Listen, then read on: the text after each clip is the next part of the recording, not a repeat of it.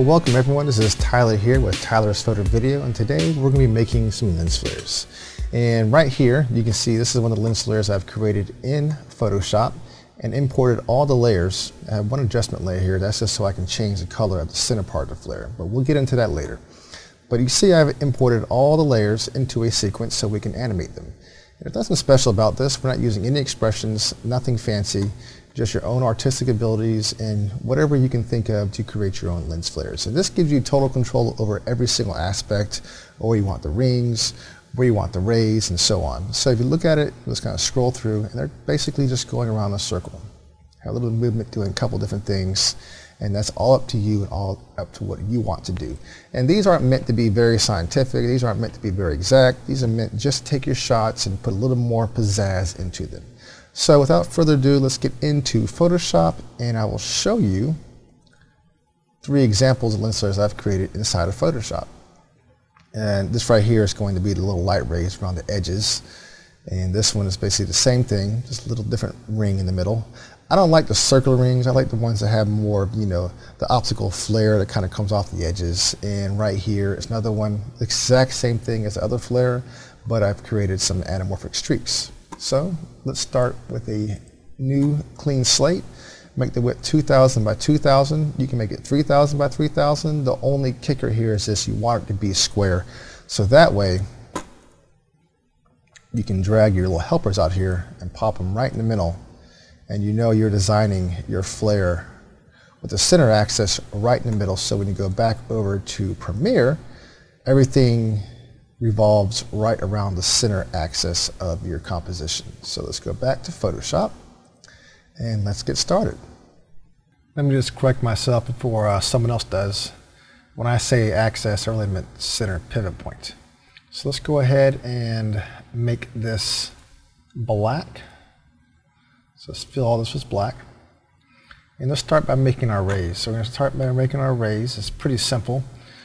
Take our brush tool, make sure it's on dissolve, which I've already have it on dissolve, and let's make this a little smaller, and let's just kind of spray some, oop, that's black, that won't work too good. Let's make sure on their layer 2. Let's just spray some dots in here. Let's get it a little more, we can see it. Spray some more dots right here in the middle. Let's just go something like this, this. I'm just kind of randomly throwing these out. And like I said before, there's no exact science. It's just kind of whatever you want to make. And it's just a little something that you can do and spend a lot of time on and get a really cool looking flare if you're willing to put the time into it. So let's go filter, blur, and then do a Gaussian blur. But let's kind of pump that down a little bit right there. I'm going to duplicate this a couple of times just to get a little more contrast in there. Some more contrast, a little more contrast, and let's merge these layers. Let's merge those layers, which if you want these kind of keyboard shortcuts, just Control E. And let's go filter, blur, let's do a radial blur. And we'll start from the middle. Let's make sure we're in the middle. It should be. We'll hit Control A for all. Kind of sometimes it doesn't really do it quite right. It should just do it from the middle of the whole thing, but it doesn't. Don't know why. So let's go blur, radial blur, and we got some streaks. Let's do it again. Hit Control. Want to do it again? See, it's Control F, Control F, Control F, Control F, Control F, Control F, and that's pretty much how you make streaks. Okay, so now that we got our streaks, or should I say rays. I think it's rays. Rays 01. Now we got some rays. So that's kind of pretty much the start of our optical flare. So what I'm going to do, I'm going to deselect, Control D, and let's duplicate this layer. Boom. And let's go to Edit, Transform, Flip, Horizontal. Doesn't really matter. That way it gives it a little more randomness. And we're going to hit Control T. And see, we're not quite in the center, but that's probably how our helpers. I'm just going to rotate this a little bit. Let's kind of put it right here. Pop it right in the middle. And there we have something that's looking kind of cool. And the good thing about this, the reason why I'm putting it right in the middle, so when you put all this in Premiere, you just import the whole composition. Don't do layer size, just do document size. So that way, when you go to rotate any of these to give them a little bit of life, it'll rotate right from the center point. Center pivot point. That's right. And make another layer. I'm doing this kind of fast. Of course, you can spend as much time as you like. Now we're going to make the glow. So let's make the glow. And I'm just going to go ahead and grab a brush. Make sure it's not dissolved. Make sure it's on normal. And make sure I'm on the glow. And let's just kind of make this bigger. How's that? I guess that's in the middle. Close enough.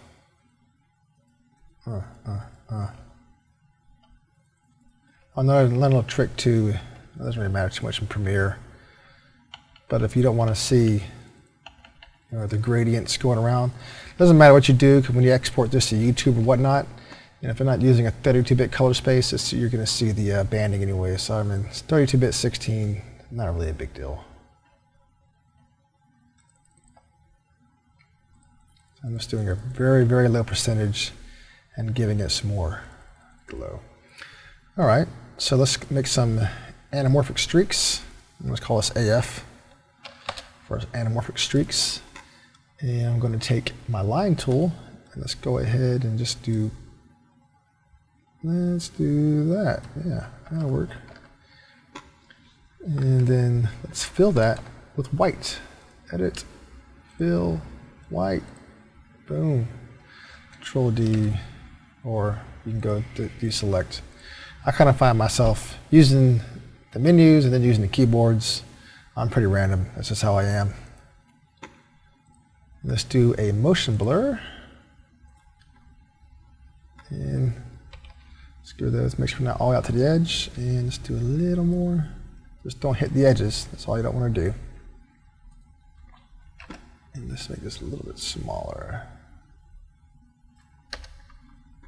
And let's blur it just a little bit.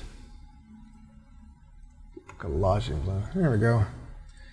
And let's copy this. Put it down some. You get the idea.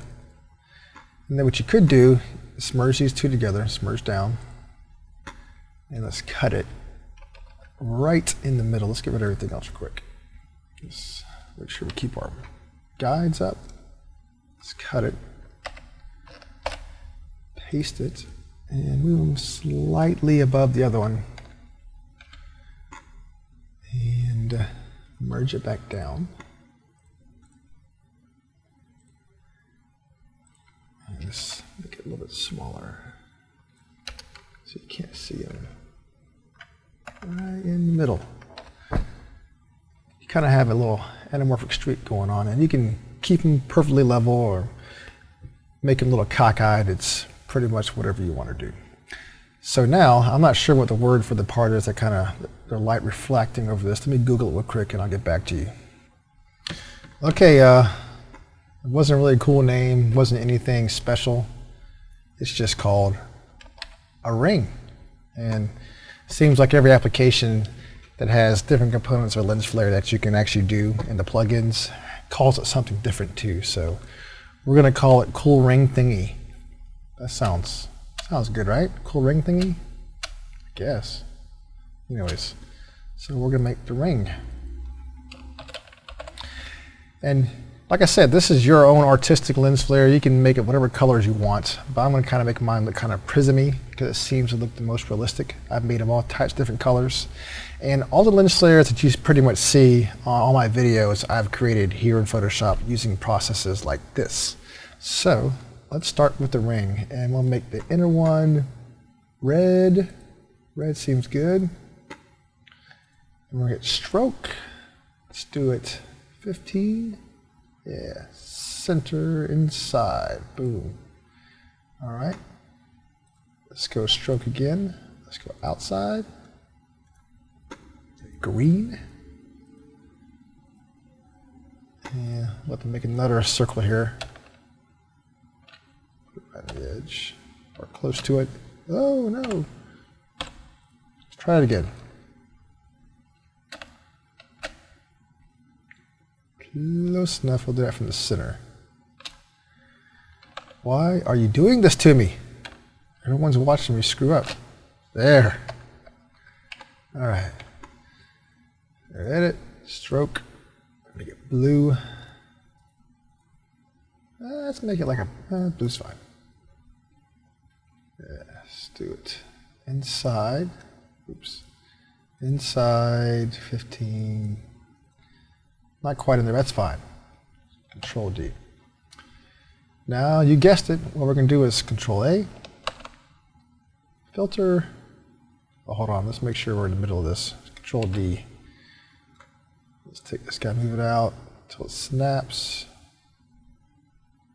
And that's not looking right.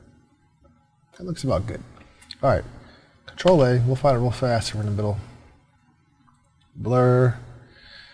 Go to radial blur.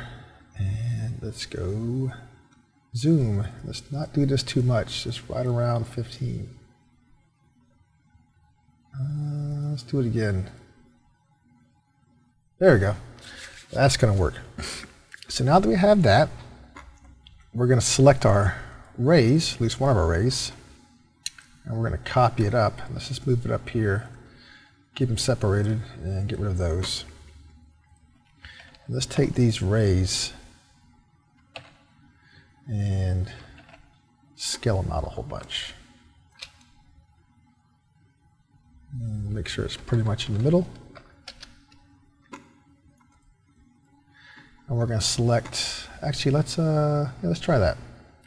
Hit Control, so it brings that guy up right there on the layer, and we're just going to select the transparency, and let's see how that'll work on our ring. Make sure you select the ring, hit delete. That didn't do too much. Let's inverse it, and there we go. That worked pretty good. Control D, and then we got our kind of prism ring thing. So got our ring. Got the ring, and you know, you can make your rays a lot more intense as far as like how small they are and get different effect, like I did on this one right here. And I'm sure you guys have seen this kind of rays in a lot of stuff, and you can just make these with just a glow, you know, depending on all what you want to do on your artistic lens flares. But we're gonna do this one like this. So let's bring up our streaks and our glows and all that, and that's pretty much our lens flare. We can keep the background there, doesn't matter. Just make sure everything named accordingly. Rays 2. Got the glow. And work streaks. We can get rid of this ray. Kind of make that really big. And there we have the makings and a good platform for a nice optical flare. So let's go ahead and save this. Yes, replace it. Yep. And that is our lens flare. Okay, so now we're back in Premiere, and let's go ahead and import our lens flare. So let's import it. And there's one that pops up. You want to choose sequence and document size. That way you'll have the center point of every single one of these layers in the exact center of our sequence. So let's go OK. And let's take our sequence and drag it out and put it in here. So let's go ahead and unlink this because there is no audio. Drag it down, but you notice we can't drag it out to the length of our sailboat clip. And also another problem is it's black right here. We're just seeing boat and then lens flare. That's because we need to set our blending mode to screen. Now we can see our lens flare. Let's go ahead and just temporarily position it. What looks good? Right here, so we can burn this guy up. No, let's put it, I'll say right here. That looks good, right? I'm guessing. So now let's see how long our boat sequence is. And that is 11 seconds and 19 frames. Just saved. Let's go into our lens flare sequence and make sure it's at least 11 seconds. Let's drag it out to 12. Now we got it covered and we are good to go. So let's make this a little bigger so you guys can see what I'm about to do. No need audio, no audio needed. So let's go ahead and take our ring, which is that guy, and move it up once. Oop, not everything, just a ring, and move it up. Now we're going to make a adjustment layer. Now the purpose of this adjustment layer, I'll tell you that in a second, but first we need to make sure it's the same size as our Photoshop document, which is 2000 by 2000. Since we're already in this, it already knows. So we're going to click OK, and we're going to drag that in there. And the reason why is because it will cover our entire document. If we were to make it smaller, it only cover like one section right here. So and everything outside the adjustment layer would be untouched. So let's go to our adjustment layer, and we're going to adjust all the colors for the flare underneath our ring, because our ring needs to be red, green, and blue. And well, it doesn't have to be, but you know, one little variation there. So let's go to three-way color correction, drag it onto our adjustment layer, and let's start changing the color of our flare. If you see right here, this is our three-way color correction, and at the top end of the spectrum is going to be the white. So let's take that all the way to the top and bring it right around here. Anything in here is going to be the midtones, and down here is going to be the blacks. You don't want to go all the way down to blacks because you want to make sure you're not touching the black section, else you will color the entire image. And let's go ahead and drag this out. You can see it's getting a little more orange right in the middle. This will increase the intensity. Let's put it right around there. Let's bring the outside out a little bit, and we're now getting a nice deep orange flare. And if we go back to our scene, you will see, oops, let's drag this down, to fit, that it is now more orange. Not too orange, but it's orange enough. But now we need to animate our flare so that it's moving with our scene. And there is no motion tracking in Premiere. So that's more of an After Effects thing. And I do more Premiere tutorials because there's so many After Effects tutorials out there. I'm trying to give out something a little different. So I am going to just hand animate this. Good old fashioned way. So let's go to 10% and make it a little bigger so it's encompassing everything. Go back to 25 so you guys can see what I'm doing. I'm just going to kind of match with this pillar that's coming up right here. So I'm going to go to position, right here, this over, and at the very end of our clip, just kind of make sure that it's, oops, kind of make sure that it's moving in line with our scene. Let's drag this all the way out, and now we have our flare moving in our scene accordingly. But we can do more with this. If we're going to just move it just like this, we might as well make the whole thing not layers and one flare. So let's go back to our flare, and let's give this guy some motion. So first, I think what we're going to do is, yeah, it's fine. Let's go to, let's make this bigger. Sorry for the size, y'all. Let's make this round. Let's see, yeah, 25. And since we know we're going this way, let's go ahead to our ring, select our ring, and let's move it slightly off kilter a little bit. Right around, I say there's fine, and we'll make it a little bit bigger. Let's make it like 170% of its size. Now let's go to the very beginning, go to rotation, give it a rotation value, move around here, let's make it like 10% rotation.